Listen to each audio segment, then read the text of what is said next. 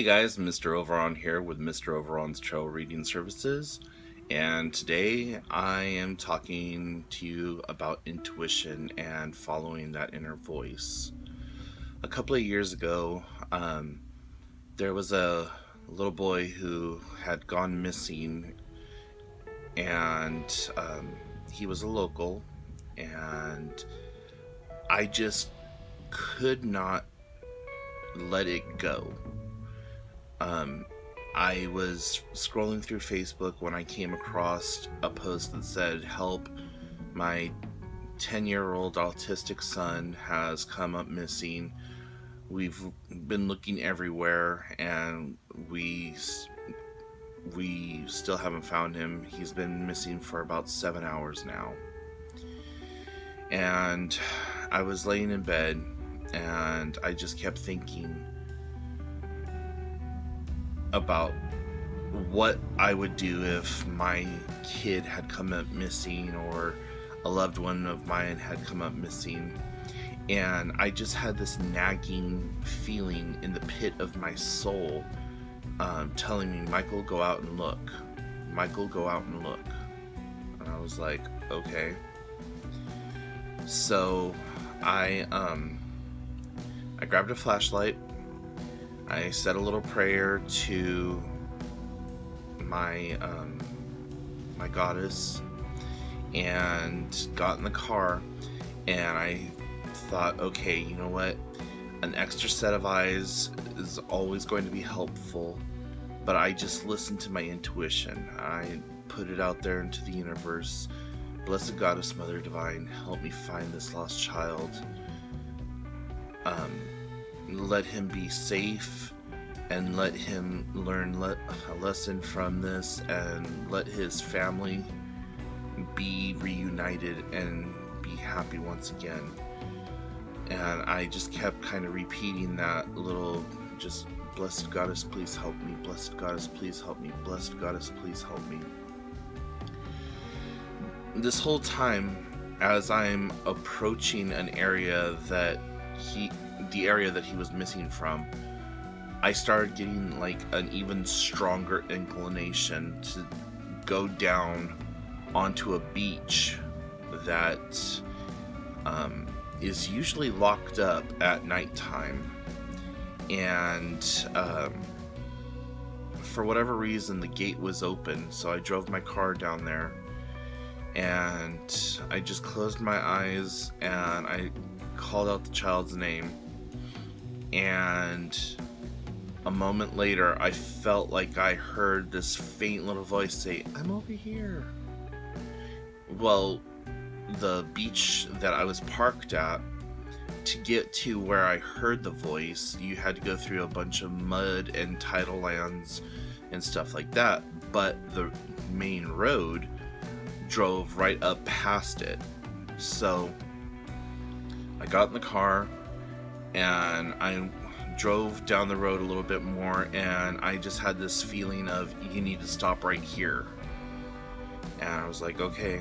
So I stopped the car, got out, and I called out for the little boy, and he, clear as day, "I'm down here, help me, I'm cold." He was less than 400 feet from me, down the side of an embankment, stuck in the tidal land muds. And the water had started coming back up. It had been low tide when he got stuck out there, and now the water had started coming back up. I called the police instantly, and as I was on the phone with law enforcement, I saw a fire truck coming up the road, and I stopped the fire truck and I told them, I said, "Hey, I just found the little boy that y'all are looking for. He's down here in the ravine. I can't get to him because I don't have the climbing gear or whatever to get down there." And so the fire department, they had stopped their truck, turned on their big spotlights and everything, and sure enough, he was right there, just on the other side of the bushes down the ravine. And I let the first responders take care of it, because as soon as they put out the call that the kid had been found, the entire area became one huge like investigative scene. So the police were there, ambulances were there, another fire crew had shown up, as well as the child's family.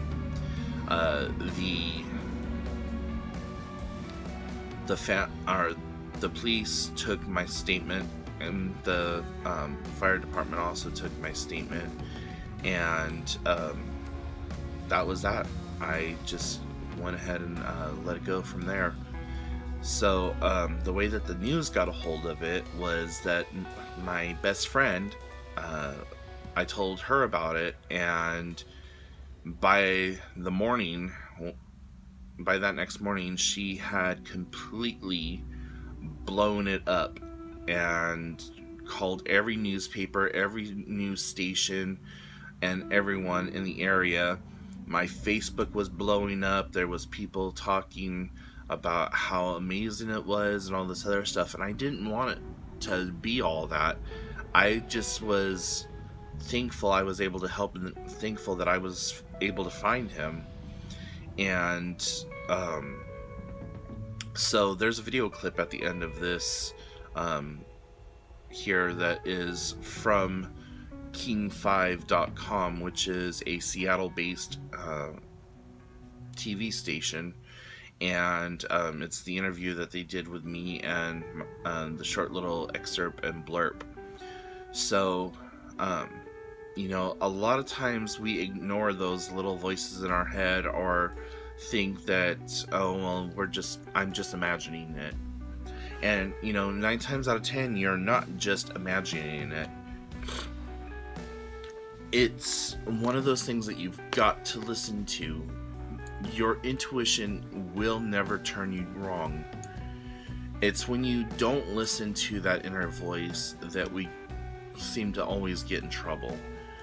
Like, and it took me a long time to start doing this. I'm not going to pretend like I just started doing it one day and everything was fine. I mean, even still to this day, there's times when I will question my intuition, but 9 times out of 10, when I do so, I end up seriously regretting not having followed my inner voices.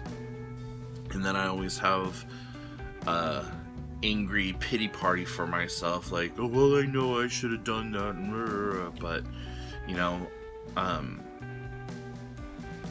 as you are developing and growing within the craft, listen to your intuition and connect with your higher power or your ancestors or whatever otherworldly being that you find, or that you can find a connection with, and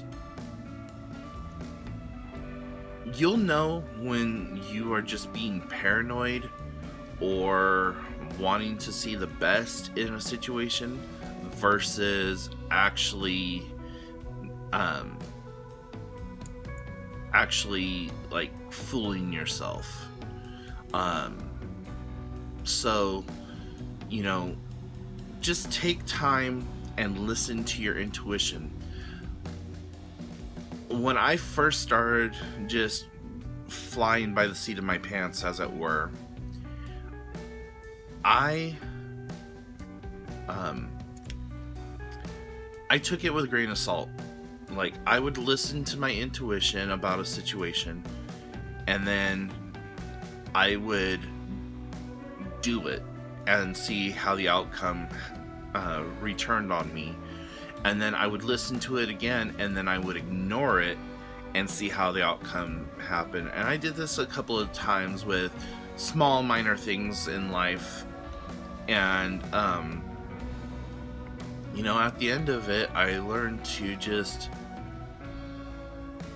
channel that energy, that message, that feeling into action. And so far, guys, I have to tell you, 98% of the time, it is a right inclination and something that I needed to do, and that once I have done it, I've seen like such a huge return on that energy that I put out, that it validates what I have done, and the whole following your intuition or your spirit guides or whatever you want to call it. So with that in mind, just take the next couple of weeks and follow your gut instinct. And if you feel like it's something that you shouldn't do, then don't do it. If you feel like it's something that you should do, then do so. If it's one of those, well, I'm not sure what to do type of moments, then follow your inner voice and your inner instinct, and it will guide you. So, without much further ado, here's the video, and, thank you for watching, and stay tuned, because I got more stuff coming up, and I will talk to you guys later. Thank you so much. Bye. Behind the wheel, in the same spot where a long-shot hunch helped end a desperate search, is where we met Michael Peterson. Just posting in case someone sees him. He says it all started with a Facebook post he could not ignore. Been missing for 4 hours. A 10-year-old boy with autism, missing. There was this nagging voice inside me. A voice that told him he had to do something. I got in the car and decided to lend an extra set of eyes. On a dark and cold Thursday night, he set out to help find a person he had never met before, missing from Marrowstone Island, a place Michael knows well. I grabbed a flashlight and hopped in the car, said a little prayer, and headed out this way. He says he acted on instinct. My first thought was to try the beach. He went to Indian Island Park. I decided to come down here, and then that's when I started calling out his name, and I thought I heard a faint, I'm over here. Michael says the boy was 500 yards from him, stuck in the tidal flats. He called 911, then waved down a firefighter who was driving by. I was just blessed that I was the one who found him, and happy that the story ended the way that it did instead of a more tragic way. Firefighters say they reached the boy around midnight. He was cold and wet, but uninjured. In Jefferson County, Natalie Swavey, King 5 News. And tonight, firefighters are confirming Michael's story. They say they checked with dispatchers and the 10-year-old boy, and it does appear Michael's quick thinking, his quick action, helped solve this missing person's case.